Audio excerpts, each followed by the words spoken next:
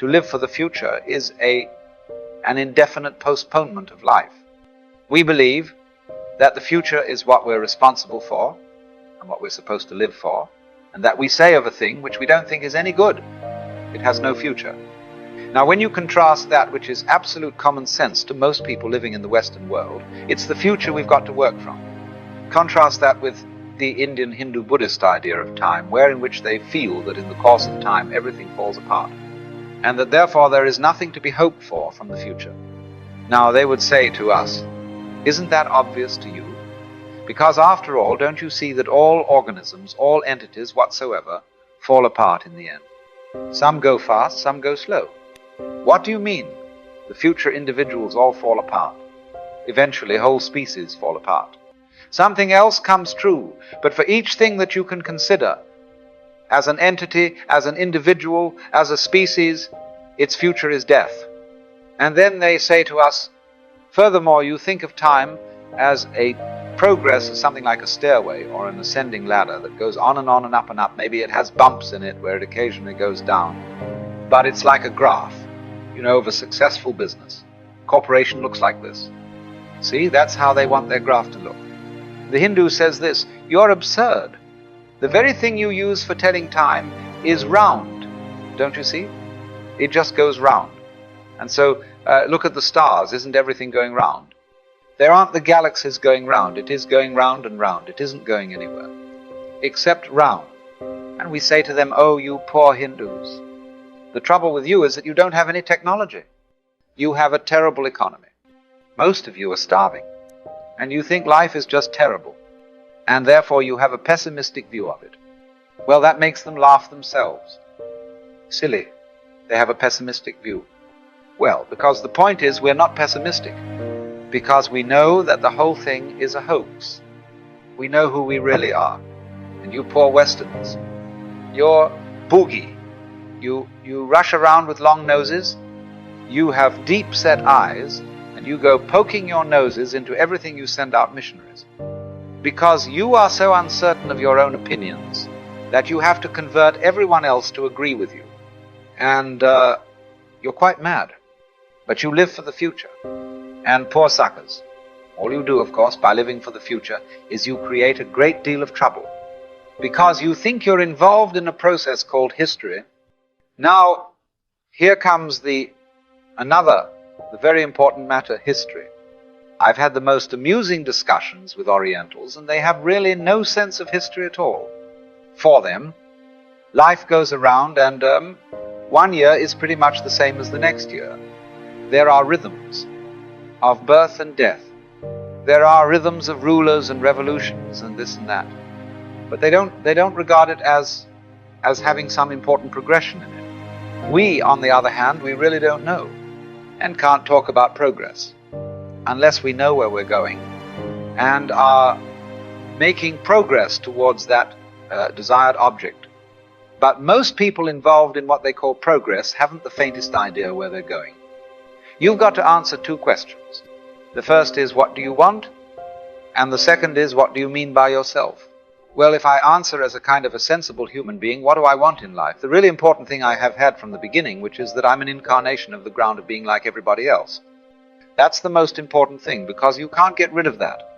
The next thing is, of course, I want food, I want friendship, companions, love, and general singing and dancing and so on. And these are more or less attainable material realities. But then I look at my very wealthy friend, who ought to be able to have all these things, especially those who are extremely active in business, and I realize they don't have them. They are the most miserable people. Here, you're a great executive of a very, very important corporation. Begin with, you are drowned in paper. You do nothing but scan paper and make decisions about paper all day. You may be the director of an oil company. You never get within sight of oil, except when you drive your car. Mostly you're surrounded with statistics about oil, finances about oil, and you are smothered in this, and you have to spend almost all day in a wretched office building in a place like New York. You dress like a funeral director. I've had lunch at the board of directors of a very important oil company that will she be nameless, and it's like eating in a college cafeteria. The food was just, it was good food. It was extremely ordinary, but you would expect these great millionaires to be having caviar and glorious fish in aspic and wines and beautiful waitresses serving them, and to be lounging at tables like Romans. No, sir. If you've read an article in Look this week by Marshall McLuhan and George Leonard, Future of Sex brings up some information that what they call the narrow gauge specialized male, that is the sort of guy who gets out there and sells. You know, he mustn't have any feelings, because that would be unmanly to have any feelings. But so many of these men are like that. And it says that that role-playing of that kind of male gives you ulcers and all kinds of complaints and is more deadly than facing the bullets in Vietnam, and they all die before their wives, because they are engaged in the pursuit of a completely fatuous goal. This fatuous goal is the future. And it is symbolized, above all, by money. They make lots of it, and have much more than they can even think about. And they have no idea what to do with it, except make more, except invest it in bigger and bigger units of something, while they are harassed about that. And they're wondering about the antitrust boys, the Internal Revenue, their competitors, and all these ghouls who are involved in the game. They lie awake nights. They can't go home and throw the whole thing off. They have to get completely boozed. That's one way out. Or tranquilized, which is another way out. Or something or other in order to take it. And they call themselves realists. You see, they're utterly unrelated to the physical universe. So this guy who thinks he works for the future, this great captain of industry, condemns himself mostly to misery. There are a few exceptions, naturally, but my point is that we are fighting abstraction for abstractions. Recently, the Congress of the United States passed an act against burning the American flag, stiff penalties for burning the flag. And those same people who passed that act, with a great flurry of patriotic speeches, were actively burning up the country for which the flag stands.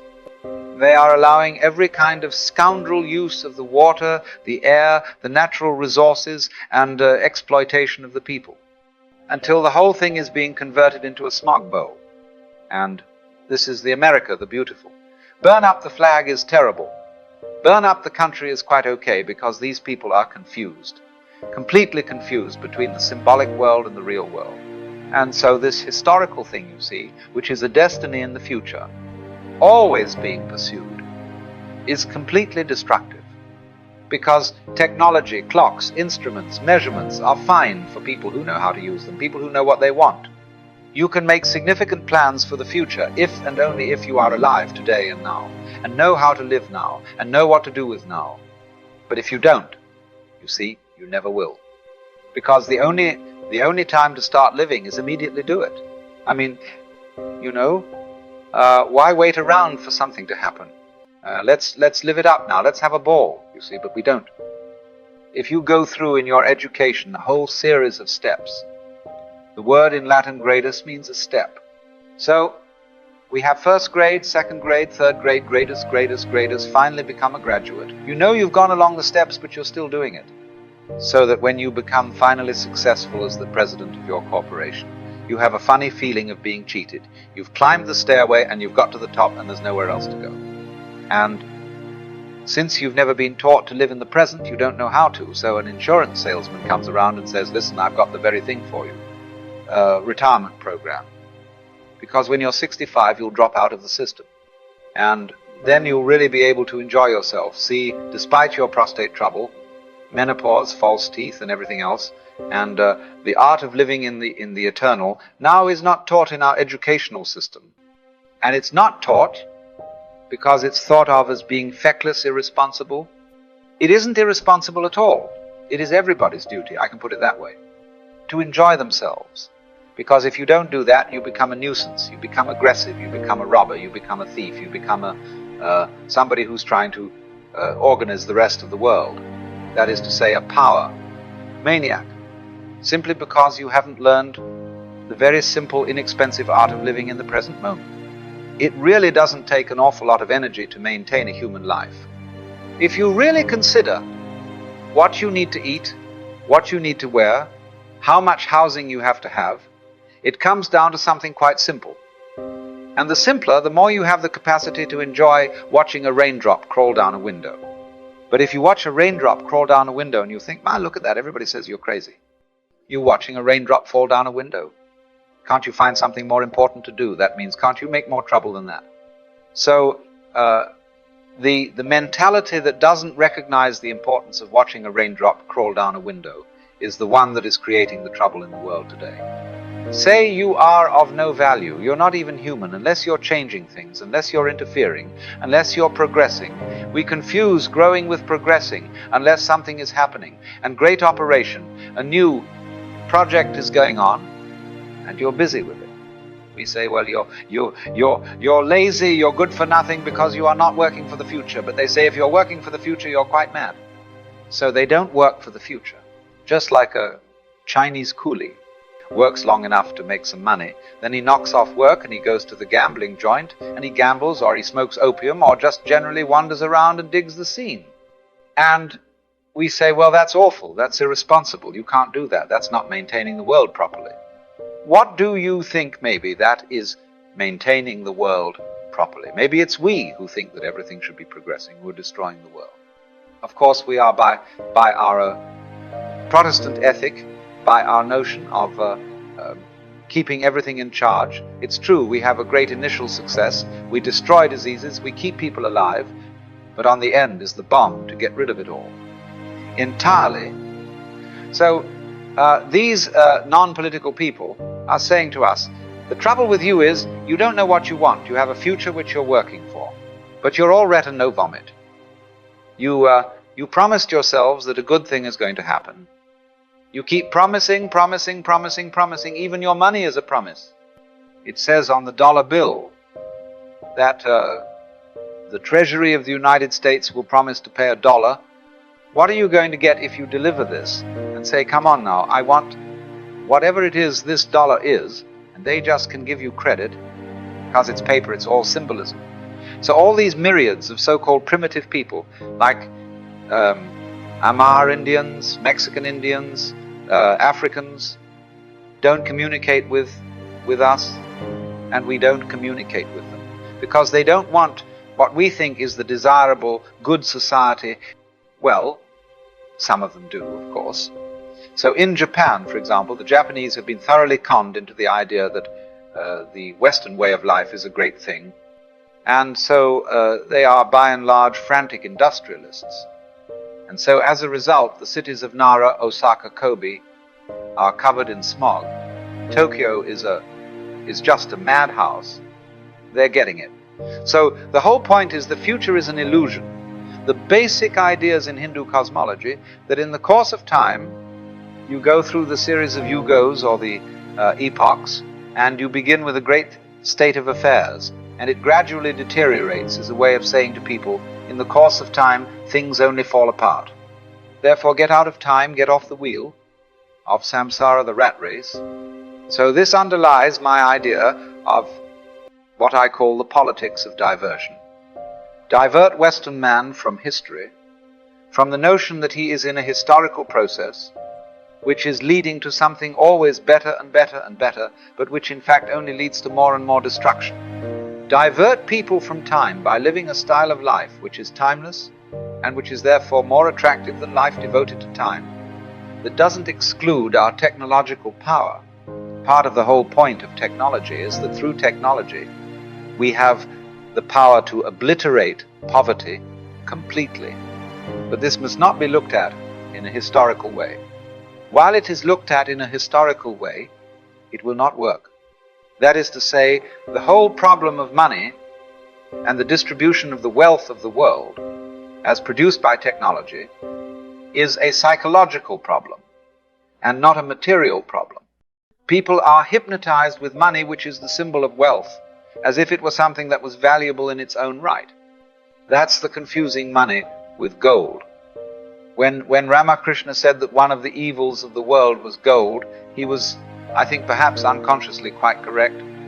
There's a story that once upon a time all the banks in the world got tired of shipping gold from country to country, and so they decided to open an office in an island in the Pacific where all the banks had their headquarters, and all the gold was put together there. so that all they needed to do when they had to exchange some gold was to trundle it across the street, and operations proceeded beautifully for about 10 years. Then all the heads of the banks from the different countries came with their wives and their children to visit the island and have a great convention. And so they inspected the books and the transactions, and everything was in perfect order. The last, the children said, "Daddy, want to see the gold?" So the bank president said to the managers, "Take our children down to the vault so that they could see the gold." And so all those managers said, it's sort of difficult and a little problematic, and it takes a lot of time. And the president said, "Well, don't be stupid. What's the matter? Can't they see the gold?" So they hummed and hawed and said, "Well, we're sorry to report that 7 years ago there was a disastrous subterranean earthquake, and all the gold was swallowed up. But of course we all knew how much we had at that time, and so we've kept the books accordingly." So it's a joke. People don't realize, in other words, that money is bookkeeping, nothing but bookkeeping. And therefore the whole idea of taxation, for example, is a complete anachronism. The thing that is stopping the flow of the actual wealth of the world is this fixation on money. What you need to do is actually reverse taxation and issue, instead of charging taxes, issue credit. Then, but you have to keep the credit balance to the gross national product in some form of figuring, and then everybody can circulate what they're making. Otherwise, you're in this ridiculous situation where people starving in India, and we are hoarding food supplies and burning them and dumping them in the ocean, which is a sheer insanity, but it's all based on a psychological block about money. So this kind of psychological block is what in Indian philosophy would be called amaya. It is an illusion, and it's the same kind of illusion as that of the future, of the idea that the future is when we are really going to live. And if that's the way you operate, when you get there, you're never going to be able to handle it, because you still want a future ahead of you. You're a perpetual donkey with a carrot suspended from your collar on a rod, like this, pursuing you.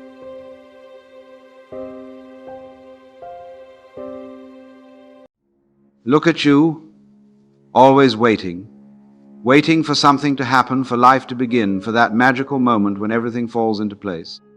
But what if I told you that this very moment, yes, this one right now, is all there ever is? That your entire life is happening in this instant, and by constantly looking towards some imagined future, you're missing the extraordinary dance that's unfolding before your eyes. You know, it's quite fascinating how we've structured our entire lives around this peculiar idea that we're always on our way somewhere. We're not here yet, we tell ourselves. We're on a journey, moving towards some ultimate destination where finally we'll have arrived. When I get that promotion, after I find the right partner, once I've saved enough money, when the children have grown. We live as if real life hasn't quite started yet. But I want you to consider something rather extraordinary. What if there is no arrival? What if this notion of finally getting there is the greatest hoax ever perpetrated on human consciousness? You see, we're conditioned to believe in this moment called arrival, when everything will be complete. But notice what happens when you actually reach one of these future moments you've been waiting for. Almost immediately, a new destination forms on the horizon. The finish line moves. It's like walking toward the horizon. No matter how far you walk, it remains forever distant. And yet we continue to organize our lives around reaching these ever-receding horizons. The truth, you see, is that there is no arrival. There never was and never will be. Life isn't a journey from A to B. It's not a problem to be solved or a task to be completed. It's more like music. You don't listen to a symphony merely to hear the final note. The whole point of the symphony is the symphony itself. And yet here we are, missing the music of our lives because we're so focused on some future crescendo that we imagine will make it all worthwhile. Have you ever noticed the peculiar way our culture speaks about time? Time is money. Don't waste time. Invest your time wisely. We treat time as a commodity, something to be saved, spent, or invested, always with an eye toward future returns. This mentality has created what I call the myth of tomorrow, this strange collective agreement that the purpose of today is primarily to serve tomorrow. We defer our living to some future point. We save our money for retirement. We exercise not for the joy of movement, but for future health benefits. We rush through meals without tasting them, hurrying to the next appointment. But let me ask you something rather impertinent. What evidence do you have that tomorrow will be any different from today? If you cannot live fully now, what makes you so certain you'll be able to live fully then? You see, tomorrow is a concept, an abstraction. It never actually arrives. When tomorrow comes, it will be today. And if your habit is to sacrifice today for tomorrow, you'll do the same thing again and again and again. It's a never-ending cycle.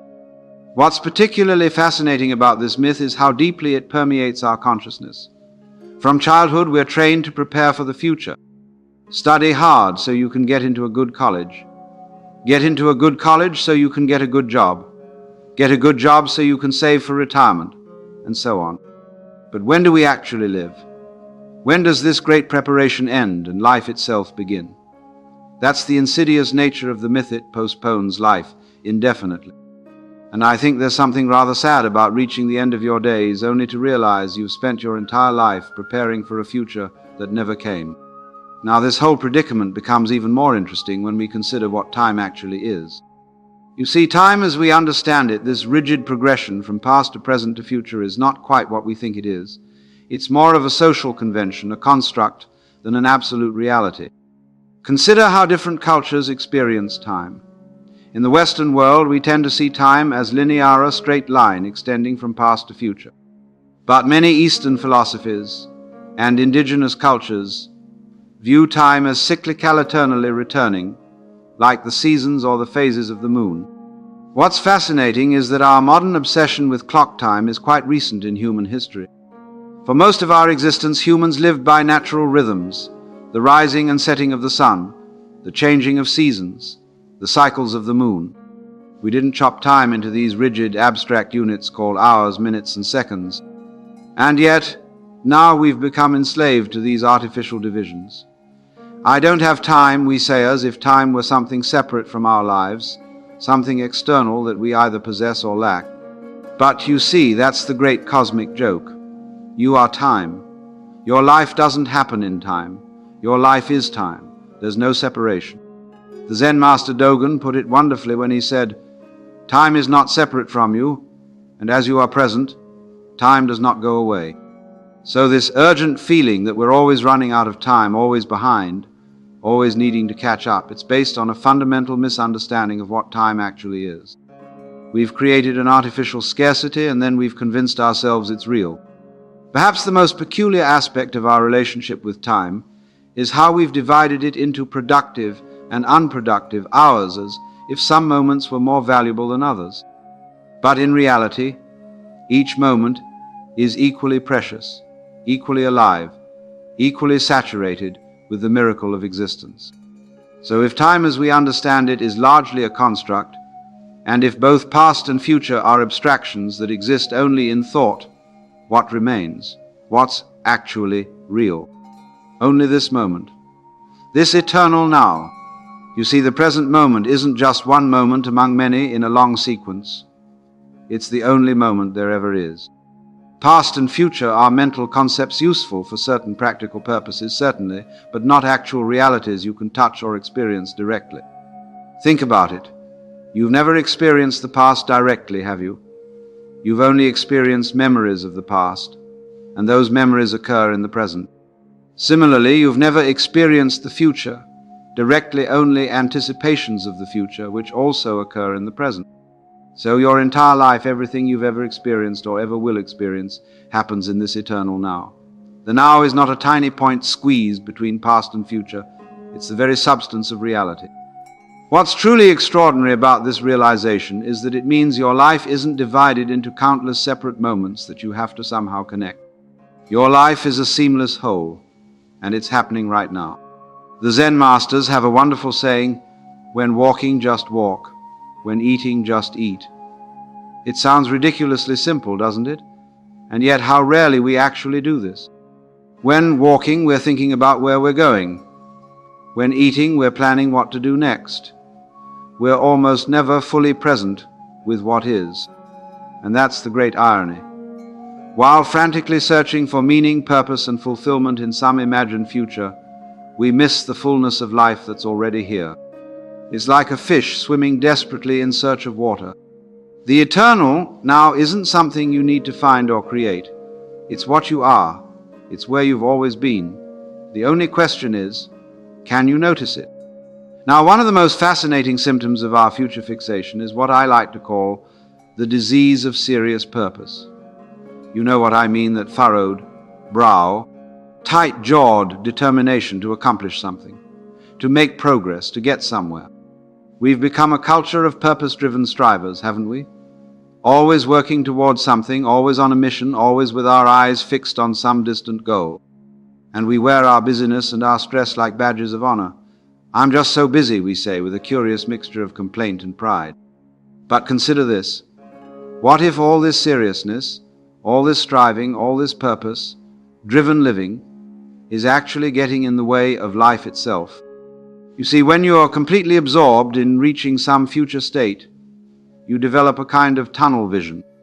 You miss the peripheralthy beauty, the wonder, the sheer miracle of existence that surrounds you at every moment. It's rather like watching a beautiful sunset while thinking about what you're going to have for dinner. You're physically present, but you're not really there. Your body is in one place, but your mind is elsewhere. The disease of serious purpose transforms life into a series of tasks to be completed, obstacles to be overcome, goals to be achieved. Life becomes a means to an end rather than an end in itself.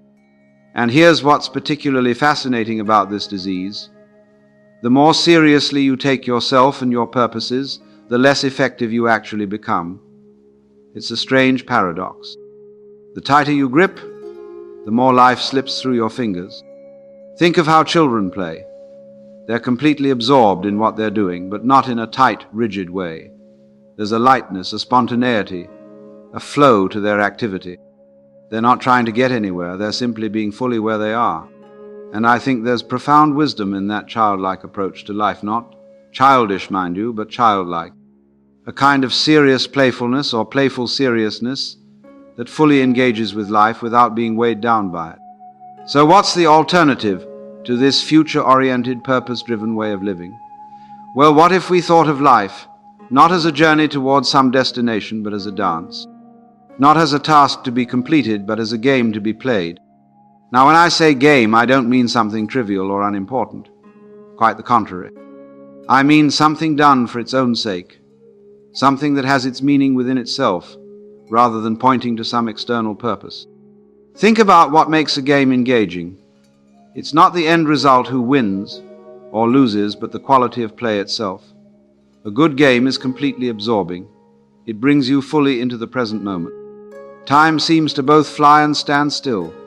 You're not thinking about what you'll do after the game. You're completely here, now. And that's precisely what makes life vivid, meaningful, and joyful, this quality of total presence, of complete absorption in what is. The ancient Chinese philosophers of Taoism understood this beautifully. They spoke of Wu Wei often, translated as non-doing or non-forcing. It doesn't mean doing nothing. It means allowing action to arise naturally, without strain or excessive effort. It's the difference between trying to force a flower to bloom by pulling on its petals and simply providing the conditions for it to blossom in its own time. This game-like approach to life doesn't mean you don't have goals or intentions. Of course you do, but you hold them lightly rather than grasping them tightly. You allow life to unfold rather than trying to force it into your preconceived notions of how things should be. It's rather like dancing. You have certain patterns or steps you might follow, but within that structure there's tremendous freedom and spontaneity. You're not dancing to get somewhere. You're dancing for the sheer joy of dancing itself. And I think that's a wonderful metaphor for how we might approach Lifno, as a grim march towards some future salvation, but as a dance to be enjoyed right now. One of the primary reasons we fixate on the future is our deep discomfort with uncertainty. We want guarantees. We want to know how things will turn out. We want security. And so we try to control the future. We make plans. We create backup plans for our plans. We try to eliminate risk and maximize certainty. We save and invest and insure ourselves against every conceivable contingency. But here's the fascinating thing. This very attempt to create certainty actually cuts us off from the wisdom that uncertainty offers. You see, uncertainty is not just an unfortunate aspect of life that we must reluctantly accept. It's actually the very condition that makes life creative, surprising, and alive. If you knew exactly how everything would unfold, what would be the point of living it? Think about music again. If you knew exactly which notes were coming next in a piece of music, would it move you? Would it surprise you? Would it delight you? Probably not.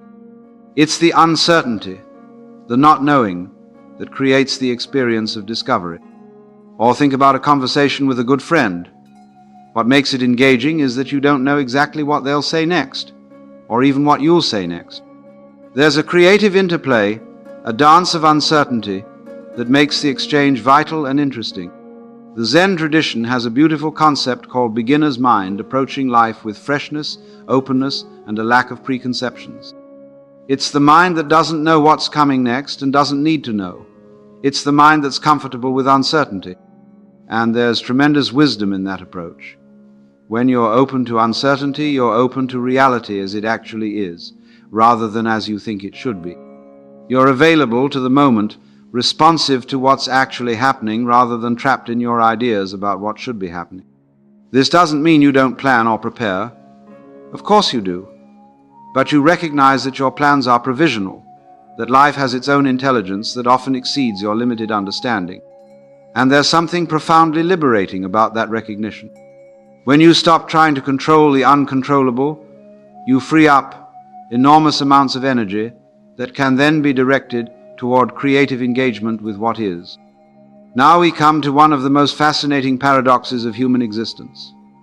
The very act of seeking fulfillment often prevents us from experiencing it. Think about it. When you're seeking something, you're reinforcing the belief that you don't have it, that it's somewhere else, sometime else, somehow else. You're affirming your own sense of lack, your own sense of incompleteness.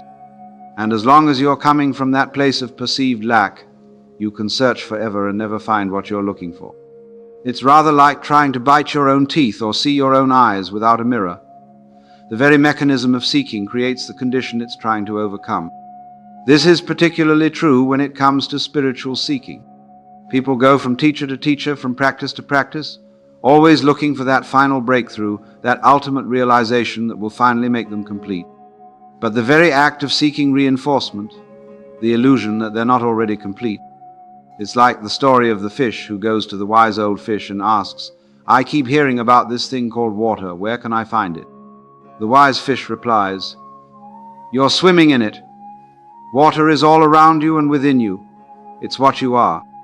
In the same way, what we're really seeking, presence, aliveness, connection, meaning, isn't something we need to find. It's already here. It's what we are. The only question is whether we can recognize it. This doesn't mean you shouldn't have aspirations or work toward goals, but it suggests a fundamental shift in orientation from seeking something you lack to expressing something you already have. Instead of asking, "What do I need to get or achieve to be complete?" you might ask, "How can I more fully express the completeness that's already here?" Instead of, "What do I need to add to myself?" perhaps, "What can I let go of that's obscuring what's already present?" This shift from seeking to recognizing, from acquiring to expressing, changes everything. It transforms life from a desperate search into a creative unfolding. And paradoxically, when you stop seeking fulfillment in the future, you often find it right here in the present. So how do we actually live this way? How do we shift from future fixation to present engagement? How do we stop postponing life and start living it directly? Well, I think it begins with a simple but profound recognition. You're already here. Your life is already happening. There's nowhere else to go, nothing else to become, nothing missing that needs to be found or acquired. This doesn't mean you don't grow or change or evolve. Of course you do. But that growth emerges organically from fully being where and what you already are, rather than from rejecting the present in favor of some imagined future state. One practical approach is to regularly bring your attention to your sensory experience. what you're seeing, hearing, feeling, tasting, smelling right now. Not your thoughts about these sensations, but the raw sensations themselves. This immediate sensory experience is always happening in the present. It's a doorway into now. Another approach is to notice the tendency to postpone life, those moments when you catch yourself thinking, after this is done, then I'll. Whenever you notice that pattern, it's an opportunity to pause and ask, what's wrong with right now? What's missing from this moment that I think I need to find somewhere else? You might also experiment with what I call purposeless time periods, when you're not trying to accomplish anything, not trying to get anywhere, not trying to be productive or efficient, just being. Just allowing life to unfold without attempting to direct or control it. This isn't laziness or passivity. It's a highly alert, highly conscious engagement with what is. It's being fully available to life as it's actually happening, rather than always rushing on to the next thing. And then there's the practice of wholeheartedness, bringing your complete attention to whatever you're doing, whether it's washing dishes, having a conversation, or completing a work project. Not dividing your attention between what you're doing and what you'll do next, but being fully present with the activity itself. These aren't techniques to get somewhere, but invitations to recognize where you already are. They're not about adding something to your life, but about removing the obstacles to experiencing the life that's already here. As we draw to a close, I want to suggest something rather radical. The future-oriented mind is not your true nature. It's a habit, a pattern, a construct, and a relatively recent one in human history. For most of our existence as a species, humans lived much more in tune with natural rhythms, much more present to what was actually happening. It's only in the last few centuries, with the rise of industrialization, mechanization, and what we call progress, that we've become so obsessively focused on the future at the expense of the present. But beneath this conditioned, future-oriented thinking, there's a deeper current of awareness that's always present, always here. Some traditions call it presence. Others call it consciousness or awareness. Whatever name we give it, it's the fundamental reality of who you are not. A separate self moving through time, but presence itself, in which all experience arises. And I think there's something profoundly liberating about recognizing this. It means that what you're seeking, peace, fulfillment, aliveness, connection, isn't something you need to find or create or achieve.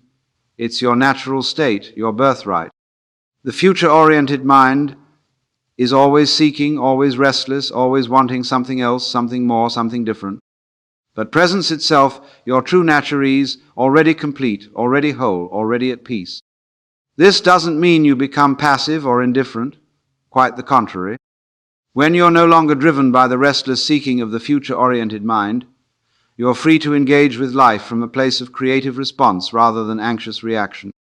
You're free to act not from a sense of lack that needs to be filled, but from a sense of fullness that naturally overflows.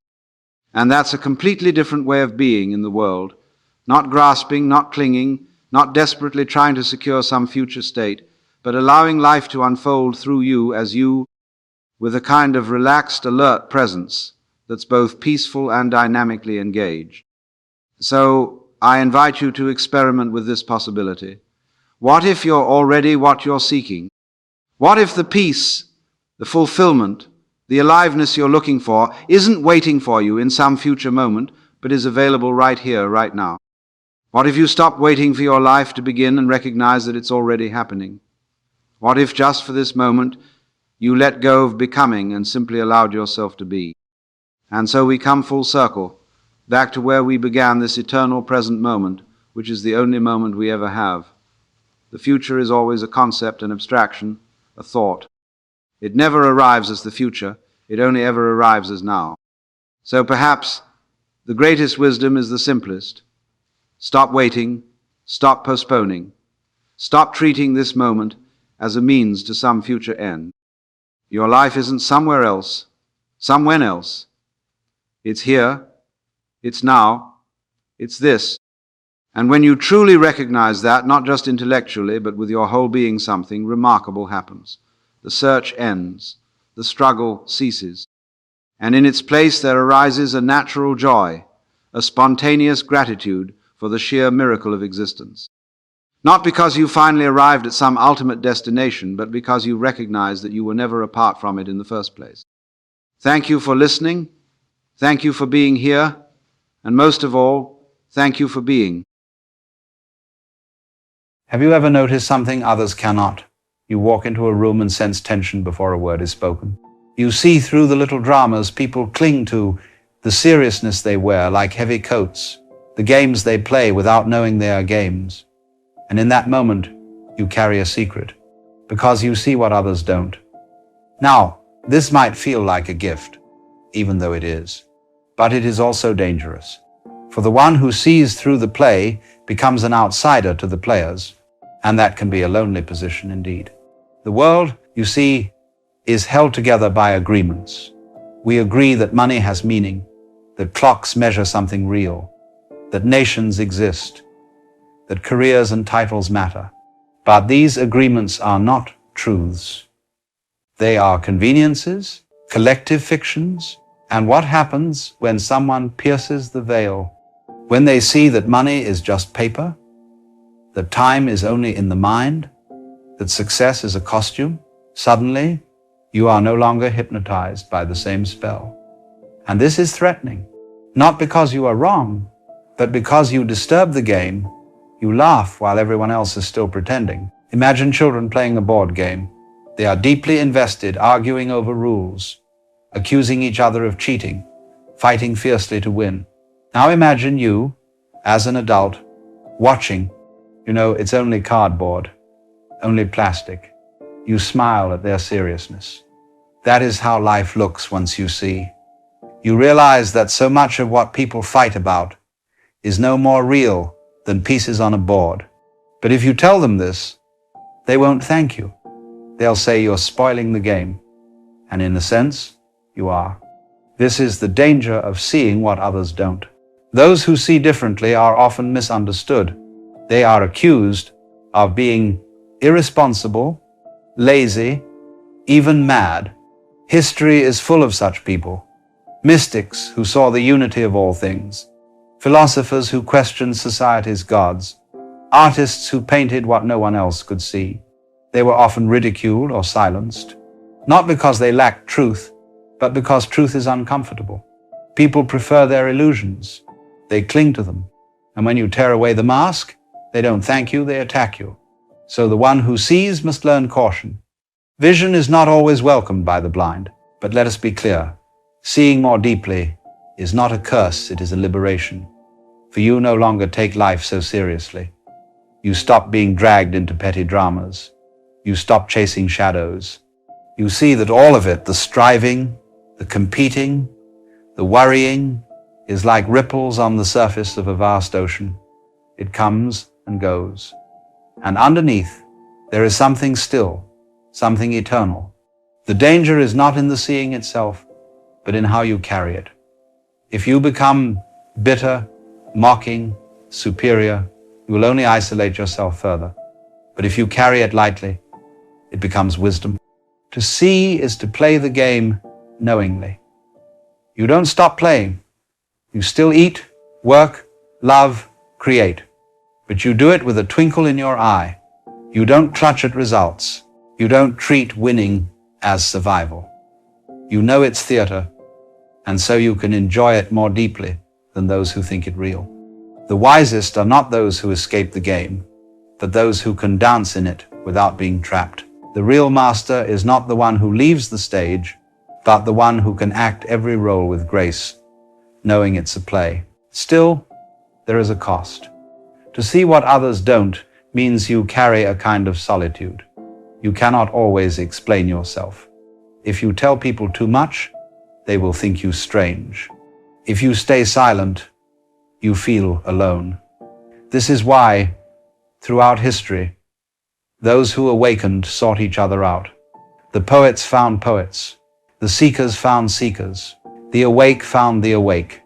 And when two who see recognize one another, there is an instant bond, a silent smile, a knowing, because finally you are not alone in the dream. Someone else remembers that it is a dream. But if you cannot find them, what then? Then your task is to carry the vision alone, to live in the world but not of it. To go to work, yes, but not believe your worth depends on your job. To love, yes, but not confuse love with possession. To succeed, yes, but not identify with the trophy. You may still play every part, but lightly, as one wears a costume. For the danger is not that you see, but that you might become hardened, resentful, superior. The true sage remains playful, gentle, compassionate, even while seeing what others cannot. Now here is the paradox. Those who see what others don't are often rejected at first, but celebrated later. The madman becomes the prophet. The heretic becomes the saint. The ridiculed artist becomes the genius of a new era. Society resists what it isn't ready to see, but later it calls those same visions wisdom. This means your danger today may be your gift tomorrow, but you must survive the in-between, and that requires humility. You are not better than those who do not see. You are simply carrying a torch that burns too brightly for some eyes. So how does one live with such vision? First, patience. Others awaken in their own time. Second, humility. You do not need to be a preacher. You do not need to be right. Third, playfulness. If life is a dream, laugh at it.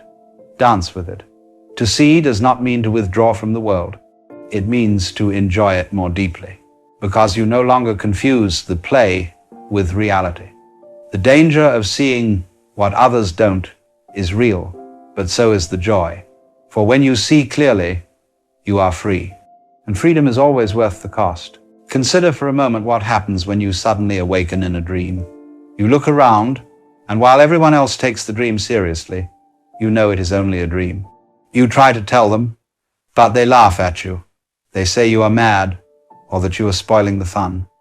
Yet the truth is that your awareness changes nothing in the dream, it only changes you.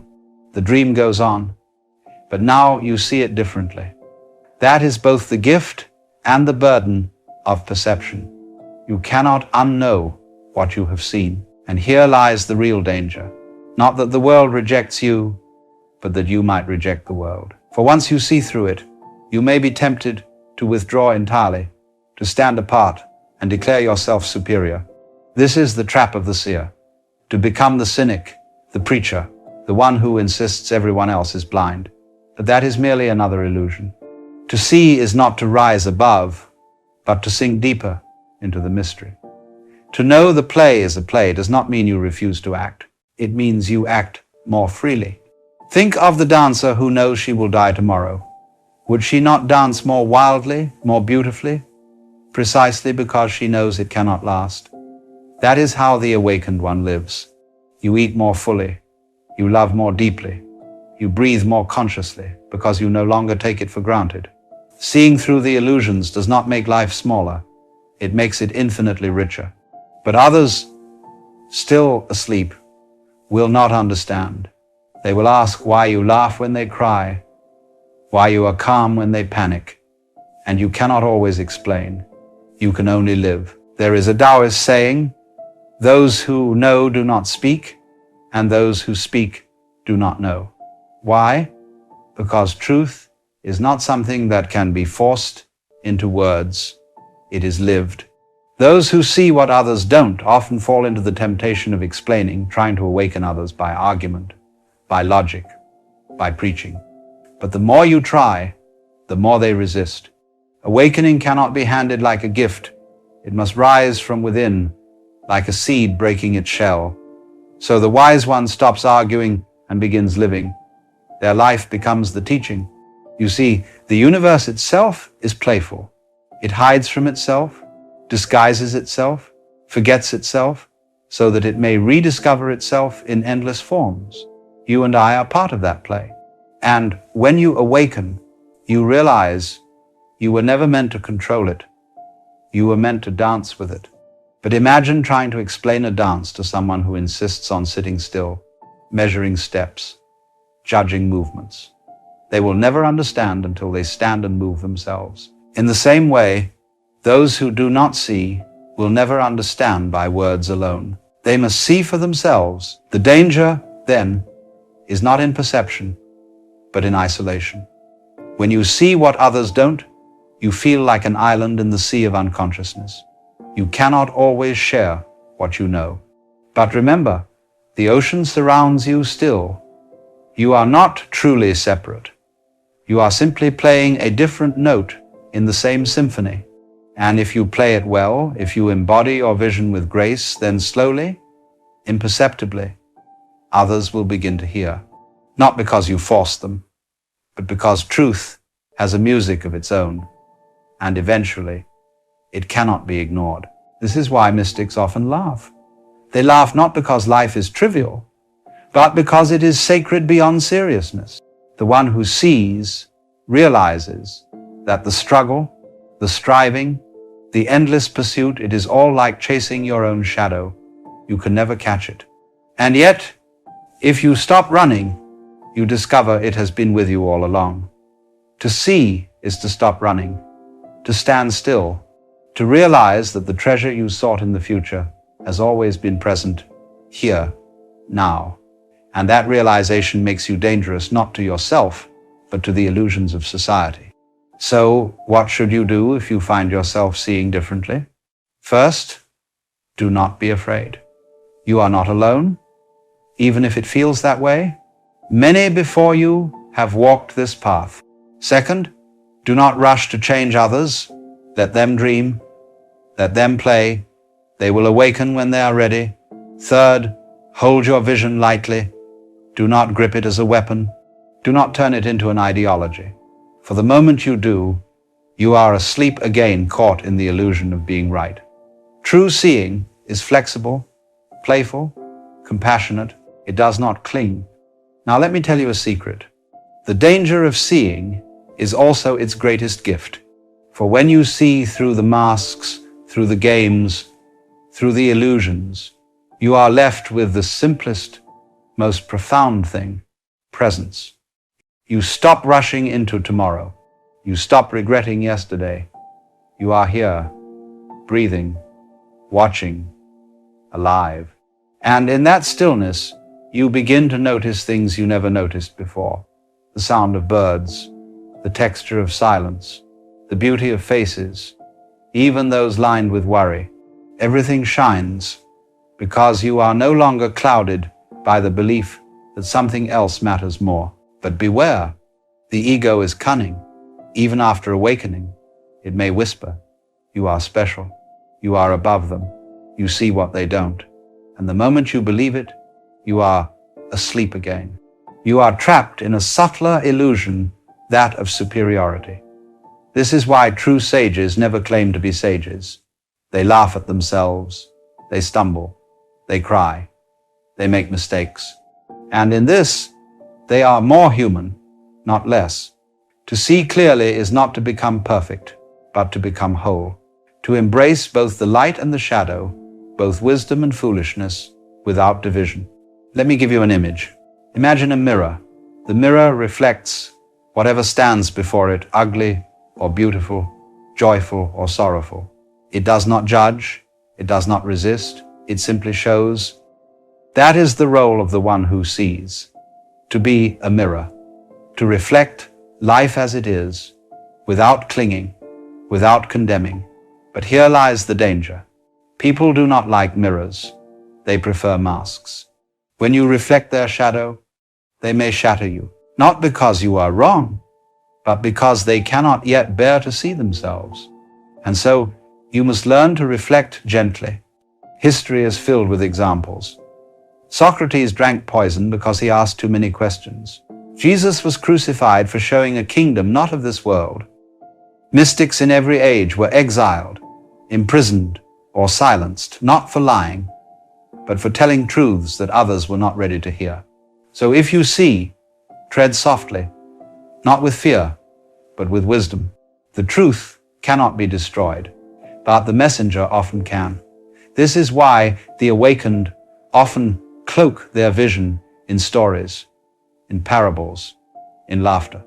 For the truth slips past defenses more easily when disguised as a tale than when shouted as a fact. So what is the point?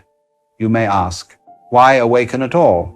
if it brings danger, isolation, misunderstanding, because once you see, you cannot unsee, and because the joy of seeing outweighs the burden. To walk freely, to laugh without reason, to love without clinging, that is worth every misunderstanding. And in time, your presence may inspire others, not because you convince them, but because you embody a way of being they cannot ignore. They may not know why, but they will feel it. Your freedom will be contagious, and slowly the dreamers will stir. In the end, the danger of seeing what others don't is the danger of being alive. For to live is to risk misunderstanding, rejection, even death. But to refuse to see is not to live at all, it is to exist half asleep. Better, I say, to see and stumble than to sleep and dream forever. The universe itself wants to wake through you.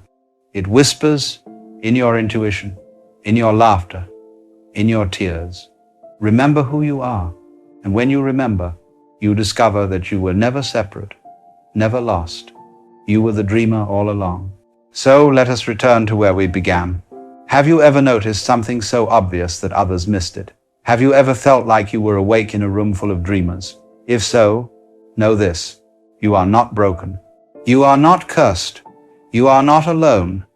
You are simply seeing a little further than most. Carry it gently. Laugh often. Play the game, but do not take it too seriously. And when you feel the weight of isolation, remember, the universe itself is with you. For the one who sees what others don't is the one through whom the universe begins to see itself.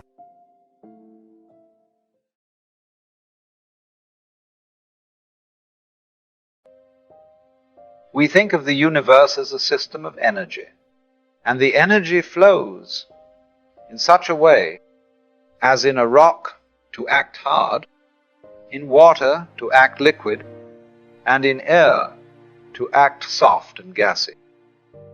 All the way around, everything is a pattern of energy. Now, I don't want you to think of the words pattern of energy as though the pattern were one thing and the energy another, as if a pattern were something made out of energy, like cloth is made out of thread. Because energy and pattern are the same thing. You will never find energy without pattern, nor pattern without energy. There are simply two ways of seeing the same process. What appears to be fixed forms are really motions, behaving according to their own rhythm. And what we call a thing is just the way energy holds itself for a while.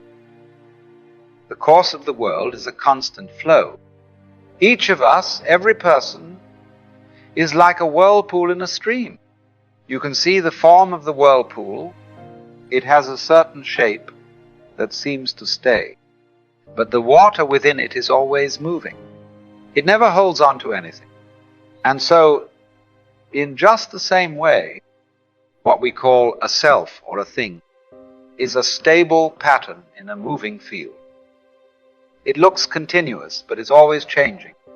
All people, all things, all events, they're forms of perpetual transformation. Like a flame which keeps its shape, though the fuel is always new. And yet, we're so accustomed to thinking of ourselves as fixed, solid identities, as if there was some core inside the whirlpool that isn't water. But there isn't. There's no thing behind the form, only flow. So when you look for your true self, you may find nothing at all that stands still. And that is precisely the point. You can experience yourself as a whirlpool of energy in a stream which is the Tao. The Tao is the total course of nature, the energy field of the whole cosmos. It flows not according to a plan, but according to its own rhythm. In one chapter of the Tao Te Ching, Lao Tzu says, "The great Tao flows everywhere, both to the left and to the right. It loves and nourishes all things, but does not lord it over them. And when merits arise, It lays no claim to them. That's quite different, you see, from the Western notion of a God who demands credit, who says, any good that you have done is mine, and all the evil is yours. But the Tao doesn't behave like that. It has no boss, no overseer, no central command. The Chinese word for nature is ziran, which means that which is so of itself. It's not controlled, not forced. Like your heartbeat, it happens without your effort. So the view of the Tao is that everything happens by itself, and yet everything happens in harmony. Now, this is one of those delightful paradoxes for which Taoist philosophy is full. The more you let go, the more things begin to work. It's very curious. We tend to think that unless we interfere, nothing will happen. That unless we push and strive, life will fall apart. But that's not how nature works. Your heart beats without your permission. Your lungs breathe without your command. The stars move. The tide turns. The tree grows. Not because someone is managing them, but because they are allowed to be. And the Tao, the total course of nature, moves just the same. The moment you stop trying to manage the river, you begin to flow with it. And it's not passivity, it's participation. You begin to feel as if you are dancing with the universe, rather than dragging it behind you, because you were never outside it. You are not pushing the flow. You are the flow. The world is a system of relationships, not things but events, not isolated points but patterns in motion. Everything arises in contrast. Every figure implies a background. There is no sound without silence, no front without back, no self without other. We tend to think of opposites as enemies, as if light were fighting darkness, or life were threatened by death. But opposites are partners. They move together like dancers, so closely attuned, you cannot tell who is leading and who is following. It is mutual. Heads go with tails, as eggs go with birds, as bees go with flowers. You cannot have one without the other.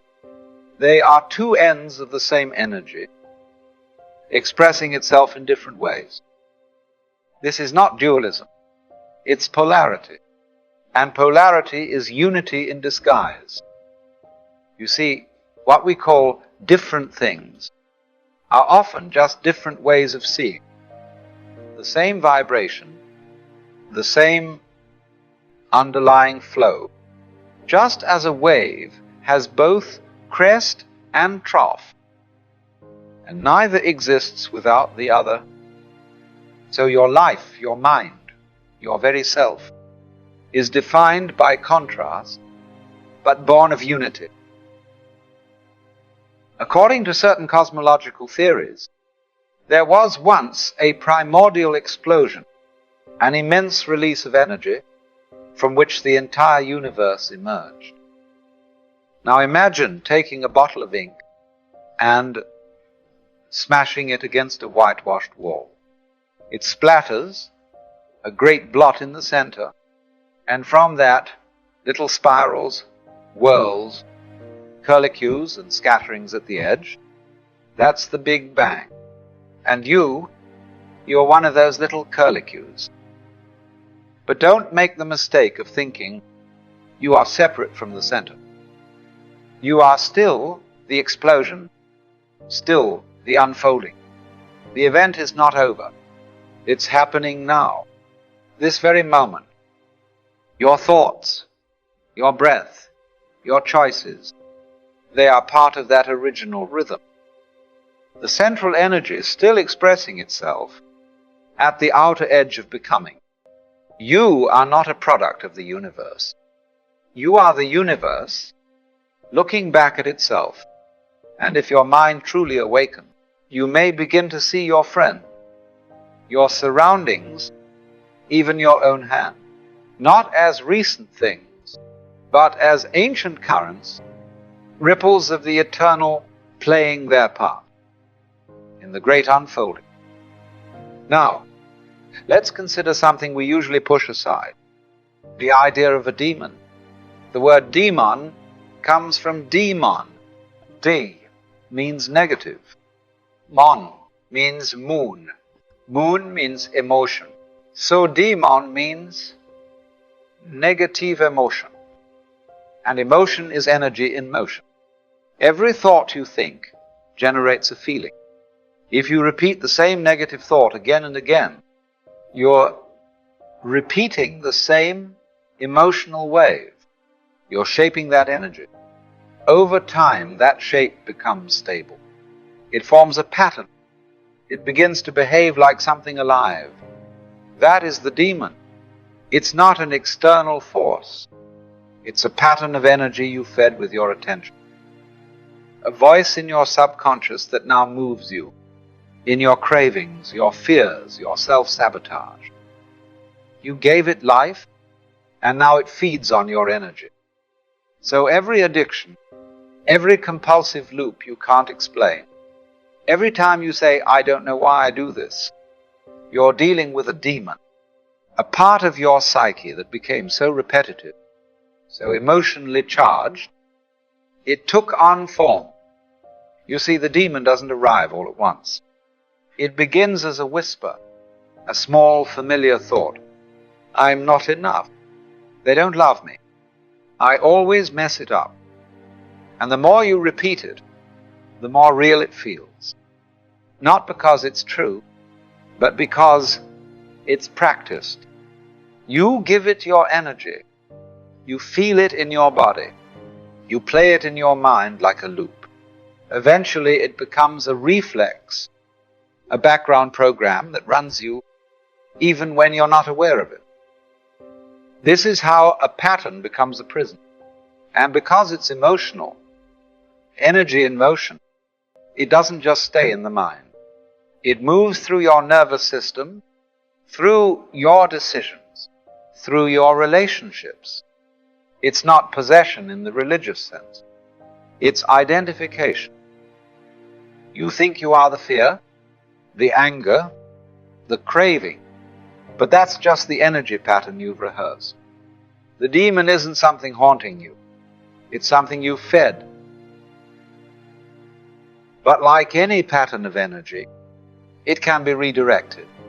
The moment you stop feeding it, it begins to lose form. You start to see this force that once controlled you was never truly outside of you. It was you in a particular motion, a loop, a knot in the flow, and if it was created through repetition, it can be undone through awareness. You realize even the most frightening pattern is still part of the dance, a wave in the ocean, not separate from it. Everything we've spoken of, rocks, rivers, breath, thought, demons, joy, is energy, and energy always moves in patterns. You cannot separate light from shadow, sound from silence, form from emptiness. And so too, you cannot separate yourself from the world. The energy that looks out of your eyes is the same energy that moves the stars. You are not a thing inside the universe. You are what the universe is doing here and now in this particular form. What we call opposites, self and other, good and evil, birth and death, are not truly in conflict. They are two ends of the same current, rising and falling, like the crest and trough of a wave. So the secret is not hidden. It is obvious, but we overlook it precisely because it is always there. There is no separation, no inside without outside, no self without motion, no thought without space. Everything is a pattern of energy, including you. So if we accept that everything is energy in motion, and that all apparent things are simply patterns of that motion, then what we call a person, a mind, a problem, or a self, is simply a recurring configuration. And just as you cannot hold on to a flame, you cannot freeze a pattern without distorting it. The difficulty arises when we mistake the pattern for something permanent. We forget that it's not a thing, it's a process. And because we believe it to be fixed, we begin to suffer when it inevitably shifts. But the pattern is not wrong. It's only movement, behaving as it does. Now, you don't need to interfere with it. You don't even need to correct it. You simply need to recognize it. And in recognizing the pattern, you see that it is made entirely of energy, not separate from the universe, but an expression of it. So what you take to be you is simply a momentary configuration, like a whirlpool, distinct in form but never apart from the stream. Once that's clear, you stop asking how to fix the pattern and begin to see you are the pattern, and the pattern is the energy, and the energy is the whole thing moving.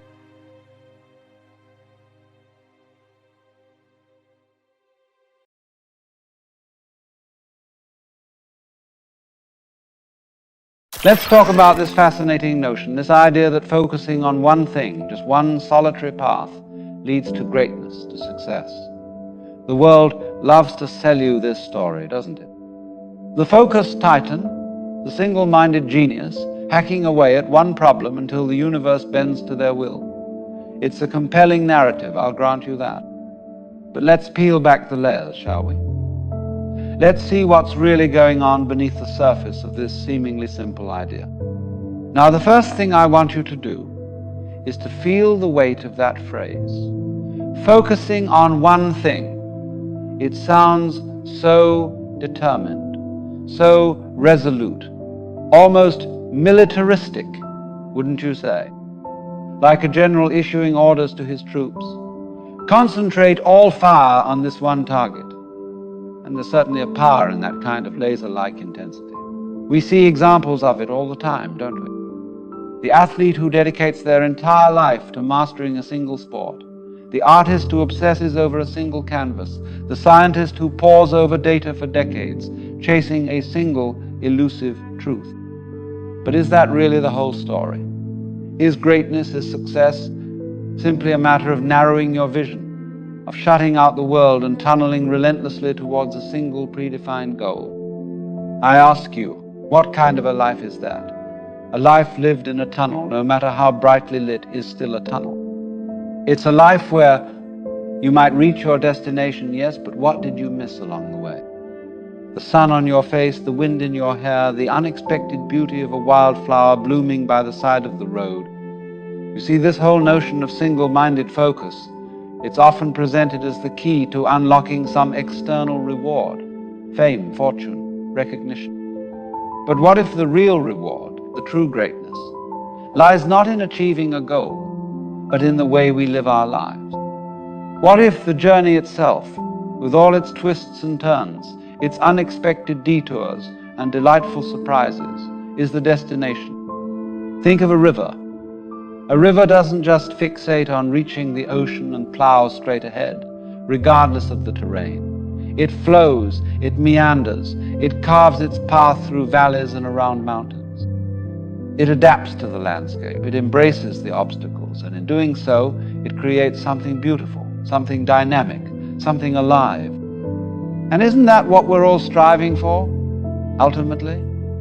To live a life that is truly alive?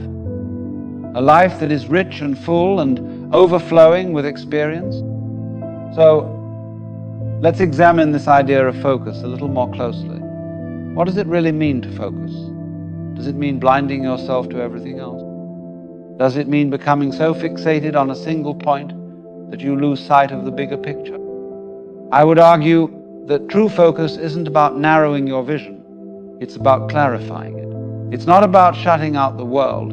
It's about seeing the world more clearly, more deeply, more fully. It's about being present, fully present, in whatever moment you find yourself, and giving that moment your complete and undivided attention. Now, this is where things get interesting, because true presence, true focus, paradoxically, requires a kind of openness. It requires a willingness to let go of our preconceived notions, our fixed ideas about what we should be doing, what we should be achieving, and simply be present with what is. Think of a Zen archer. He doesn't just aim at the target and release the arrow with brute force. He cultivates a state of mind where he and the bow and the arrow and the target are all one. He enters a state of effortless action where the arrow seems to fly on its own, guided by something beyond conscious thought. That, my friends, is the true focus. Not a rigid, forced concentration, but a fluid, effortless flow. And how do we cultivate this kind of focus? How do we learn to be present, truly present in the moment? Well, there are many paths, of course. Meditation is one, a powerful tool for quieting the mind and cultivating inner stillness. But it's not the only way. Any activity that fully engages your attention, that absorbs you completely, can be a form of meditation. Gardening, cooking, playing music, even washing the dishes, if you do it mindfully with your full attention, it can become a practice in presence. The key is to let go of the need to achieve something, to let go of the constant striving and the endless self-criticism. Just be present with the task at hand. Feel the weight of the soil in your hands, the warmth of the sun on your skin. Hear the music, feel the rhythm, let it flow through you. Smell the spices, taste the flavors, savor each moment. This kind of presence, this kind of focus is not a means to an end. It is an end in itself. It is the very essence of a fulfilling life. And paradoxically, it is often the key to achieving those external goals that we so desperately chase. Because when we are truly present, when we are fully engaged in what we are doing, we do it with a level of skill and creativity that is simply impossible when we are distracted by our worries and anxieties. So, what about this notion of focusing on one thing to achieve greatness? Is it a myth? Not entirely. There is certainly value in developing expertise, in honing your skills in a particular area. But I urge you to consider the limitations of that approach. The world is a complex and interconnected place. The problems we face today are not neatly compartmentalized. They require a holistic, integrated approach, a kind of thinking that can draw on diverse perspectives and synthesize seemingly disparate ideas. The danger of focusing too narrowly is that you become trapped in a particular way of thinking, a particular worldview. You lose the ability to see things from different angles, to consider alternative possibilities. You become like a horse wearing blinders, charging relentlessly forward, oblivious to the dangers lurking on either side of the path. Greatness, true greatness, doesn't come from knowing everything about one thing. It comes from understanding how everything is connected. It comes from having a broad perspective, a wide-ranging curiosity, and a willingness to explore the unknown. Think of Leonardo da Vinci, the quintessential Renaissance man. He was a painter, a sculptor, an architect, a musician, a scientist, an inventor, an anatomist, a geologist, a cartographer, a botanist, and a writer. He didn't limit himself to one field, one discipline. He embraced the totality of human knowledge and experience. And it was precisely this breadth of vision that allowed him to achieve such extraordinary things. Now, I'm not suggesting that you all need to become Renaissance men and women, but I am suggesting that you resist the urge to become too specialized, too narrowly focused. Cultivate your curiosity. Explore your interests. Don't be afraid to wander off the beaten path. You never know where it might lead you. You see, the universe is a vast and wondrous place, full of endless possibilities. And you, my friends, are an integral part of that universe. You are not just a tiny cog in a giant machine. You are a unique and irreplaceable expression of the cosmic dance. So why limit yourself? Why confine yourself to a narrow little box? The true challenge, the true adventure, is to discover your own unique path, your own unique way of expressing your gifts and talents in the world. And that path, I guarantee you, will not be a straight line. It will be a winding, meandering, circuitous route, full of unexpected twists and turns. But it will be your path. And that is what truly matters. So, let's return to this idea of success. What does it really mean to be successful? Is it about accumulating wealth and power?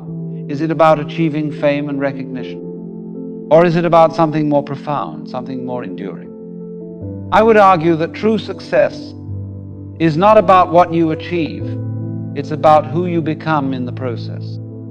It's about the kind of person you are, the kind of life you live, the kind of impact you have on the world. And that kind of success, that kind of greatness, cannot be achieved by focusing solely on one thing. It requires a broader perspective, a deeper understanding of yourself and the world around you. It requires a willingness to embrace the unknown, to take risks, to learn from your mistakes. It requires a kind of courage, a kind of faith, a kind of love. You see, the universe is not a problem to be solved. It is a mystery to be experienced. And the more we try to control it, to manipulate it, to force it to conform to our will, the more we miss the point. The true wisdom lies in learning to surrender, to let go, to trust the flow of life. Now, I know this might sound a little paradoxical. I've been talking about the importance of focus, and now I'm talking about the importance of letting go. But these two ideas are not contradictory. They are complementary. True focus arises from a state of relaxed awareness, a state of mind where you are fully present, fully engaged, but also fully open to whatever may arise. Think of a musician improvising a solo. He's not just mindlessly noodling around on his instrument. He's focused, he's listening, he's responding to the music, but he's also letting go. He's allowing the music to flow through him. He's trusting his intuition.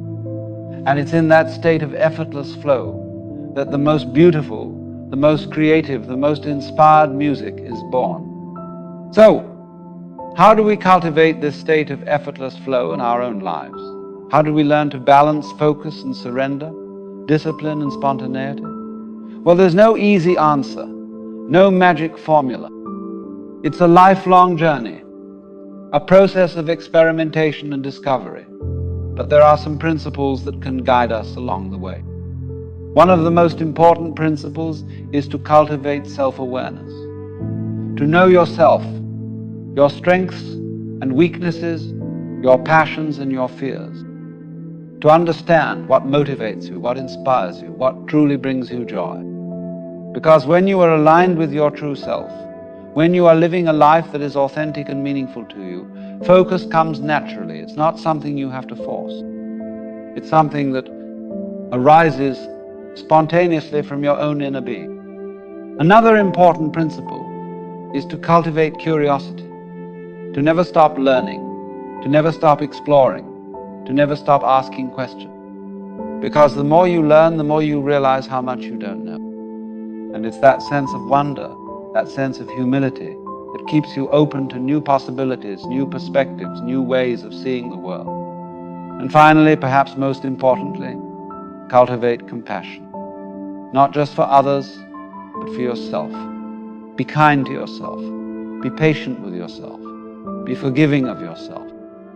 Because you are a human being, not a machine. You will make mistakes. You will stumble. You will fall. But that's okay. That's part of the process. What matters is that you get back up, that you learn from your experiences, that you continue to grow and evolve. You see, the journey of life is not a race to be won, it's a dance to be enjoyed. And the more we can relax, the more we can let go, the more we can trust the rhythm of the music, the more fully we can participate in the dance. So, let's not get too caught up in this idea of focusing on one thing to achieve greatness. Let's not limit ourselves. Let's not confine ourselves to a narrow little box. Let's embrace the fullness of life. Let's explore our passions. Let's cultivate our curiosities. Let's live with courage, with faith, with love. And who knows, maybe, just maybe, in the process of living a full and authentic life, we might stumble upon greatness along the way. But even if we don't, even if we never achieve fame or fortune or recognition, we will have lived a life that is truly worthwhile, a life that is rich and full and overflowing with experience. And that, my friends, is a success worth celebrating. Now, I want to circle back to something I mentioned earlier, the idea of the river. Remember how I said the river doesn't just bulldoze its way to the ocean. It flows, it adapts, it meanders. It's a beautiful metaphor for life, I think, and it highlights a crucial point about this whole notion of focus. Sometimes the most direct path isn't the best path. Sometimes the detours, the unexpected turns, are precisely what we need to grow, to learn, to discover new possibilities. Imagine if the river decided, I'm going straight to the ocean no matter what. It would miss so much. The fertile valleys, the hidden waterfalls, the breathtaking canyons, all the richness and beauty that the meandering path reveals. It's the same with our lives. If we get too fixated on a single goal, we risk becoming rigid, inflexible, and blind to the opportunities that lie outside our narrow focus. We might even miss our true calling altogether. Think of a time when you were really stuck on a problem, banging your head against the wall, trying to force a solution. What often happens? You get frustrated, stressed, and even more stuck. But what happens when you step away, take a break, do something completely different? Often, the answer comes to you when you least expect it, in a moment of relaxation, of openness, of letting go. That's the wisdom of the river at work. It's the understanding that sometimes the best way to move forward is to allow yourself to be carried by the current, to trust the flow of life, to be open to the unexpected. Now, this doesn't mean we shouldn't have goals. It doesn't mean we shouldn't strive to achieve things. But it does mean we need to hold our goals lightly. We need to be willing to adapt, to change course, to even abandon our goals altogether if the situation demands it. Because ultimately it's not about reaching a specific destination. It's about the journey itself. It's about the experiences we have, the people we meet, the lessons we learn along the way. It's about becoming the fullest, most authentic version of ourselves. And that kind of growth, that kind of transformation, rarely happens in a straight line. It happens through a process of exploration, of experimentation, of trial and error. It happens when we step outside our comfort zones, when we challenge our assumptions, when we dare to try new things. So, let's not be afraid to wander a little. Let's not be afraid to get lost. Let's not be afraid to change our minds. Because sometimes the greatest discoveries are made when we least expect them, when we're not even looking for them. And now, here's another hook for you to chew on. What if this whole idea of greatness is a bit of a trap in itself? What if we're so busy chasing this elusive ideal of greatness that we forget to appreciate the simple beauty of being alive, of being human? The world bombards us with messages about success, about achievement, about being the best. We're told we need to be exceptional, extraordinary, remarkable. But what about just being ordinary? What about just being ourselves, with all our flaws and imperfections? There's a quiet beauty in the ordinary. There's a richness and depth in the everyday moments of our lives. The smell of coffee in the morning, the warmth of the sun on our skin, the laughter of a child, the conversation with a friend, these are the things that truly make life worth living. And yet, we often overlook them in our relentless pursuit of something greater. We're so focused on the future, on what we want to achieve that we forget to appreciate the present moment. We're so busy striving to be someone else, to live someone else's dream, that we forget to be ourselves. But what if the true greatness lies not in becoming someone extraordinary, but in embracing our own ordinary humanity? What if the true success lies not in achieving some external goal, but in finding joy and meaning in the simple act of living? Think of a simple flower. It doesn't try to be a rose if it's a daisy. It simply blooms in all its daisiness. It doesn't strive for greatness. It simply expresses its own unique beauty, its own unique way of being in the world. And we too can learn to bloom in our own way. We can learn to accept ourselves, flaws and all. We can learn to appreciate the simple things. We can learn to find joy in the ordinary moments of our lives. This is not to say we shouldn't strive to improve ourselves, to develop our talents, to contribute to the world in meaningful ways. But it is to say that we shouldn't let the pursuit of greatness become an obsession. We shouldn't let it rob us of the joy of living. Because ultimately life is not a competition. It's not a race. It's a journey. And the journey is more important than the destination. It's the experiences we have, the people we meet, the lessons we learn along the way that truly matter. So, let's loosen our grip on this idea of focusing on one thing to achieve greatness. Let's open ourselves up to the possibilities. Let's embrace the fullness of life. Let's find joy in the ordinary. Let's be ourselves, authentically and unapologetically.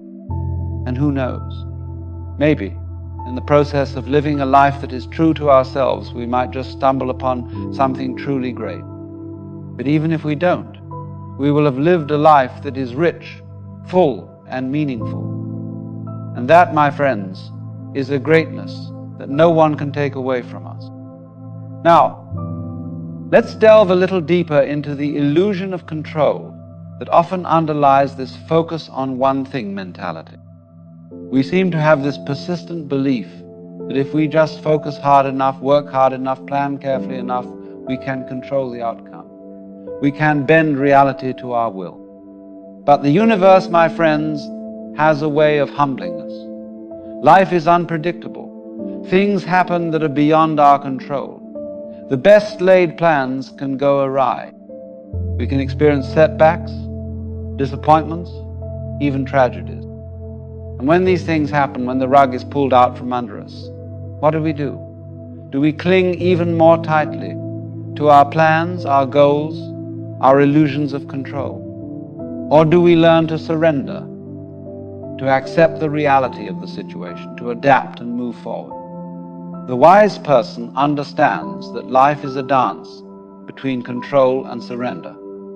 We need to have goals, we need to make plans, but we also need to be flexible, adaptable, and willing to let go when necessary. Think of a surfer riding a wave. He can't control the wave. He can't make it bigger, faster, or more perfect. But he can learn to read the wave, to understand its energy, and to ride it with skill and grace. He can adapt to the wave's movements, he can adjust his position, and he can even use the wave's power to propel himself forward. Life is like that wave. We can't control it, but we can learn to ride it.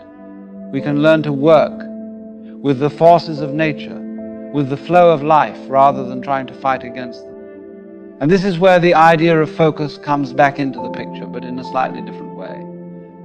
True focus, as I mentioned before, is not about rigid concentration. It's about present moment awareness.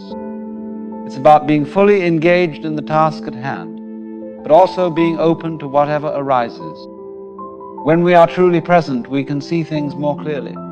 We can make better decisions. We can respond more effectively to changing circumstances. We can even find opportunities in adversity. So, instead of trying to control the universe, let's focus on controlling ourselves. Let's focus on cultivating inner peace, inner strength, and inner wisdom. Let's focus on developing the skills and qualities we need to navigate the challenges of life with grace and resilience. And as we do this, we might find that the universe begins to cooperate with us in unexpected ways. We might find that things start to fall into place, that opportunities arise, that synchronicities occur. It's as if the universe is saying, okay, you're ready. I'm going to help you.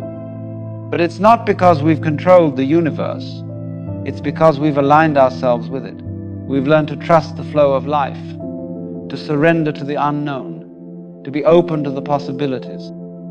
And that, my friends, is the true secret of success. Not focusing on one thing to the exclusion of all others, but focusing on being present, being authentic, being fully alive. It's about embracing the dance of life with all its twists and turns, its joys and sorrows, its challenges and its triumphs. Now, let me leave you with one final thought. Don't be afraid to redefine what greatness and success mean to you. Don't let the world dictate your definition. The world's definition is often shallow, materialistic, and ultimately unsatisfying. True greatness, true success is about living a life that is meaningful to you, a life that is aligned with your values, a life that makes a positive impact on the world. It's about finding your unique purpose, your unique contribution, and expressing it fully. It might not involve fame or fortune. It might not involve widespread recognition, but it will involve inner peace, inner joy, and a deep sense of fulfillment. And that, my friends, is a treasure beyond measure. So, go forth, explore, experiment, and discover your own unique path. Don't be afraid to meander. Don't be afraid to change course. And most importantly, don't be afraid to be yourself. The world needs your unique gifts, your unique perspective, your unique way of being in the world. And that, in itself, is greatness.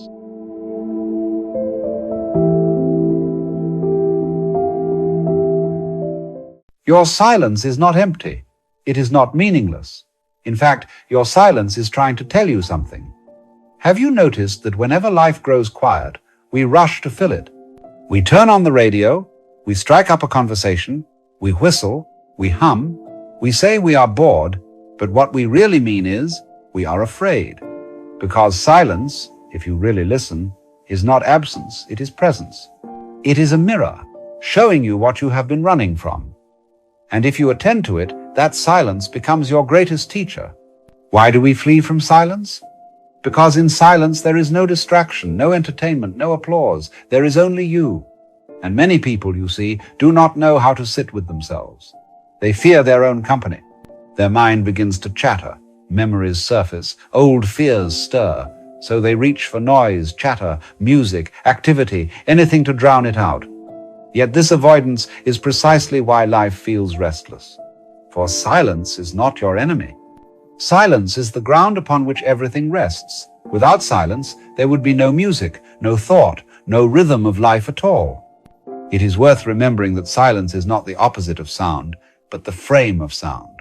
Without pauses, music would be unbearable. Without space, words would collapse into noise. In just the same way, without silence, existence itself loses depth. Yet we resist it. Why? Because silence does not flatter us. It does not reassure us with the illusion of control. It speaks, but not in the way we expect. It speaks through stillness, through presence, through the things we most avoid. This is why your silence is trying to tell you something, and why listening changes everything. Think of the evening hours when the day's work is done, and suddenly there is quiet. At first, you notice the ordinary, the ticking of a clock, the rustle of the trees, your own breathing. But then something deeper appears. The restless movement of your mind, all the worries you had pushed aside, begin to surface. It can feel uncomfortable, yes, but that discomfort is precisely the point. For silence does not create those fears. It merely reveals them. Noise concealed them. Silence makes them visible. And only when they are visible can you begin to understand them. The culture we live in, you see, is suspicious of silence. You walk into a room, and if no one is speaking, people feel uneasy. They must fill the air with chatter, with opinions, with stories. In public spaces, there is always music playing, or announcements, or the hum of engines. It is almost as if we are conspiring to keep silence away. Why? Because silence reveals the truth. And the truth is unsettling, that we are impermanent, that we do not know, that there is no solid ground. And yet this is precisely where peace is found. We run from silence because we are afraid to discover that we are enough. The reason people keep themselves endlessly occupied is not because they enjoy all their busyness, but because they are terrified that if everything were to stop, if the noise and the doing fell away, they would discover nothing of value inside. But sit long enough with silence, and you discover something extraordinary. Silence is not empty at all. It is full. It is alive. It is the foundation of life itself, whispering truths you cannot hear in noise. Consider the symphony.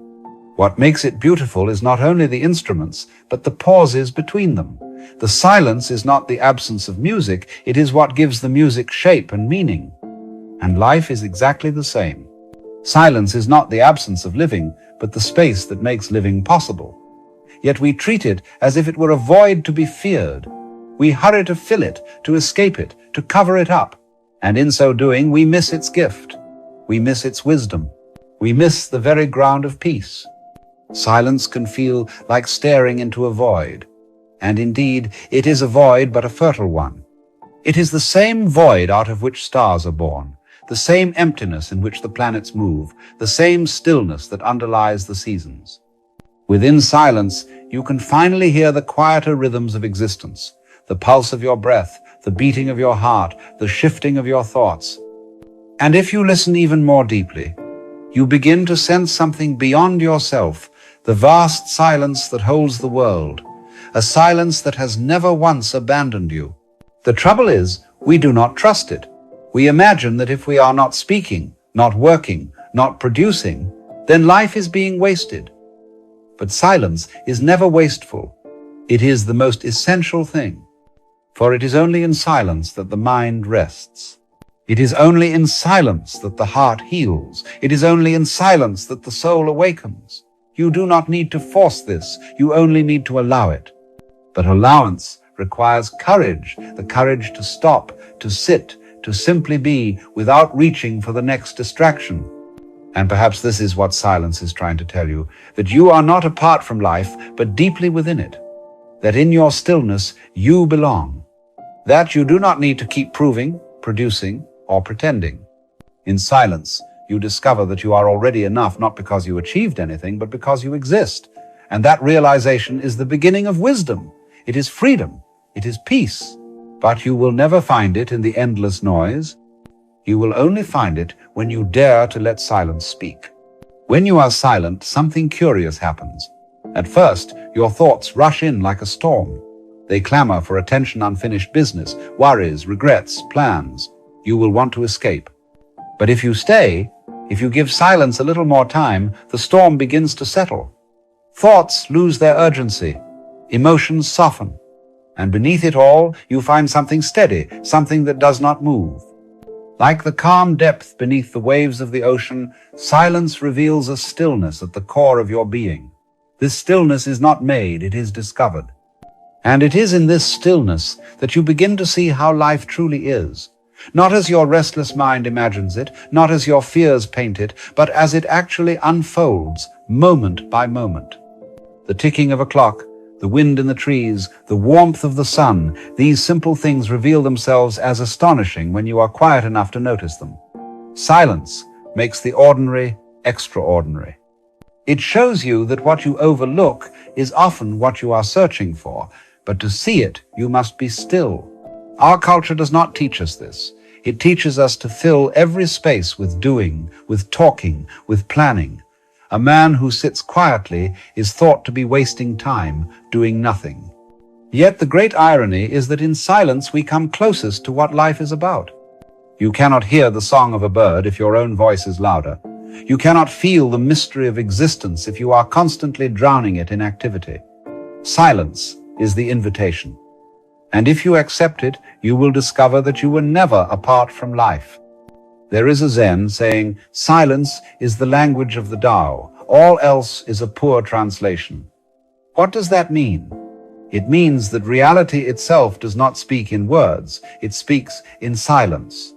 Words are useful, but they are limited. They point to things, they describe, but they are never the thing itself. Silence, however, is the thing itself. It is the direct communication of being with being. And once you feel this, you realize that silence has always been speaking. It is simply that we have not been listening. Some people think that silence is empty because nothing is happening. But if you sit long enough, you notice that silence is teeming with life. Now, silence also reveals what we do not want to face. It reveals our loneliness, our insecurities, our doubts, and that is why we avoid it. But here lies its gift. Silence shows you what is hidden, and what is hidden can finally be healed. When you avoid silence, you bury your fears deeper. When you listen, they rise, and though it hurts, that pain is the beginning of transformation. You see, silence is honest. It does not flatter. It does not distract. It shows you things as they are. And most people cannot bear this honesty. They prefer the sweet lies of noise, the reassurance of constant distraction. But honesty, though heavy at first, becomes light. So, when you feel restless, when you feel as though you cannot sit still, remember, that is not silence's fault. That is silence trying to show you something. It is saying, look here, this is the place where you hurt. This is the place you have ignored. And if you stay long enough, if you breathe through it, you will discover that the burden lifts. What once felt unbearable becomes bearable. What once felt frightening becomes familiar. And what once felt like emptiness reveals itself as fullness. The great philosophers, the mystics, the sages, they all returned to silence. Not because they were dull men with nothing to say, but because they recognized that silence says everything. The stars speak in silence. The ocean speaks in silence. Birth and death themselves are surrounded by silence. If you would understand life, you must stop filling every gap. You must let silence speak. And when you do, you will realize that silence is not an interruption of your life. Silence is your life, revealed in its purest form. So, perhaps your silence is telling you this: stop running, stop filling, stop pretending. Listen, for silence is not trying to frighten you, it is trying to free you. It wants to show you that you are not your fears, not your thoughts, not your endless striving. You are the space in which all of this arises. You are the silence itself. And if you can see that, even for a moment, the burden drops. Life is no longer a frantic chase. It is simply here, in this breath, in this silence, waiting for you to notice. Now, there is something marvelous about silence that few ever discover. Once you have settled beyond the first restlessness, once you have faced the discomfort of your own mind, silence begins to change character. It is no longer heavy, no longer frightening. It becomes alive. It begins to speak, not with words, but with impressions, with intimations, with sudden insights. Out of silence comes intuition, that quiet sense that you know without knowing how you know. And this intuition, you see, is the voice of life itself moving through you. In silence, the mind is not pushing, not straining, not calculating. It is receptive. And in this receptivity, ideas arrive unbidden. Have you noticed that your best thoughts rarely come when you are forcing them? They come when you are walking in the woods, when you are gazing at the sea, when you are sitting quietly and not trying. This is the secret. Creativity is not produced by effort alone.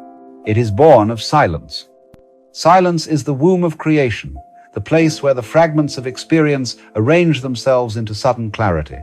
The poets have always known this.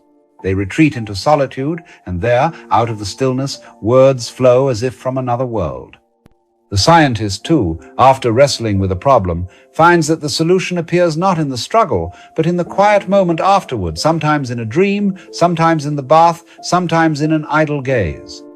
This is the magic of silence. It is the space where the conscious mind loosens its grip and the deeper intelligence of life itself begins to work. Silence is not empty, it is pregnant.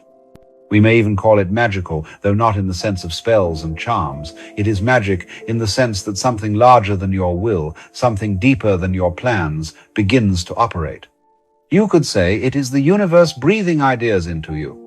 Intuition, inspiration, imagination, these are not created by you. They arrive through you, and for them to arrive, there must be space. Silence is that space.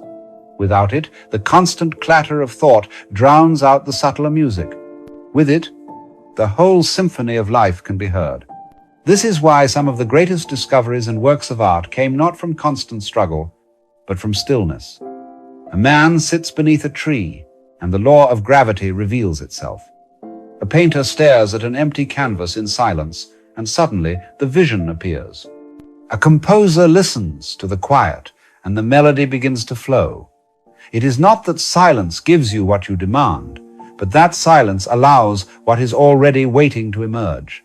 And when it emerges, it feels less like invention and more like revelation. Here we touch on something even deeper. What many people call manifestation is simply the natural flowering of this silence. For in silence, you are no longer fighting reality, you are open. And in openness, life aligns with you. The right ideas come, the right people appear, the right paths unfold, not because you forced them, but because you were still enough to receive them. The man who never sits in silence is forever chasing, grasping, scheming. But the man who listens finds that what he was seeking comes to meet him. Now, do not misunderstand me. I am not saying you should do nothing at all. The farmer still tills the soil, the artist still lifts the brush, the sailor still sets the sail. But what gives power to their work is not the restless effort, but the deep intuition that arises only in quiet. Without silence, their actions are mechanical, frantic. With silence, their actions are aligned, graceful, even magical. This is the paradox. The less you force, the more life flows. And the key to this paradox is silence. The sages of India call it shunyata, the fertile emptiness. The Taoists call it wu-wei action through non-forcing. Whatever the name, the truth is the same. Silence is not absence, but presence. It is the presence of life unclouded by your interference. And when you touch this, something extraordinary happens. You realize that you are not the separate doer you imagined yourself to be. You are a participant in a vast unfolding. And silence is the place where you align with that unfolding. From silence comes the wisdom of when to act and when to wait. This is why, if you want to live creatively, if you want to live wisely, you must learn to be silent. Not always, not forever, but regularly, intentionally. Sit quietly, walk in the woods. Listen to the birds without naming them. Let the silence seep into you. At first it will reveal your restlessness. Then it will reveal your fears. And if you remain, it will reveal your intuition. It will reveal the magic you could not summon by effort. And in that magic, life begins to flow through you instead of against you. So your silence is not merely a rest. It is not merely a pause between words. It is the very source of your deepest knowing. It is the well from which creativity springs, the soil in which ideas grow, the doorway through which life itself moves toward you. And perhaps this is what silence is trying to tell you. Stop struggling, be still, let me show you. For in the end, it is not you who must make everything happen. It is silence that makes room for life to reveal itself through you. So then, silence is not a void to be feared. It is the fertile ground of all things. Out of it comes music, words, wisdom, creativity, even love.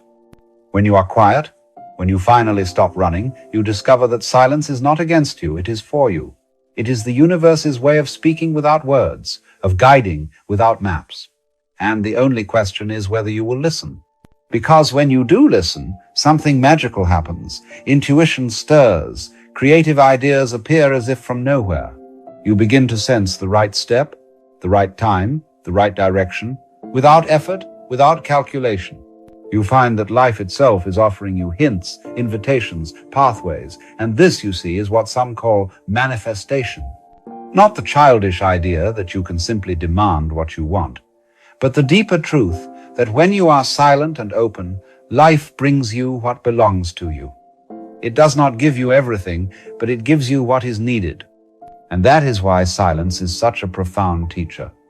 It teaches you to trust that you do not need to chase after every answer, to trust that the universe knows how to move through you if only you will let it, to trust that you do not need to hold the reins so tightly, for silence is not empty, it is intelligent. It is full of patterns, rhythms, and wisdom far greater than our own small schemes. And in learning to listen, you are learning to live in harmony with that vast intelligence.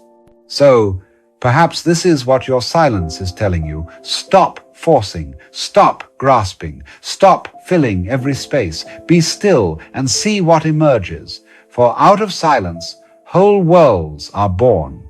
Out of silence, the stars move, the flowers bloom, the heart beats.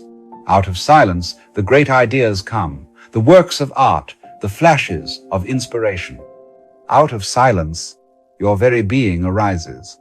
And if you can sit with it, even for a little while each day, you will begin to discover a freedom you never imagined possible. Freedom not from responsibility, but from the endless compulsion to control. Freedom not from pain, but from the fear of it. Freedom not from life, but from the constant running away from it. Silence says, here you are. This is enough. And when you truly believe it, you are free. Free to create, free to love, free to live without apology. Not because you forced it, but because you allowed it. That is the paradox.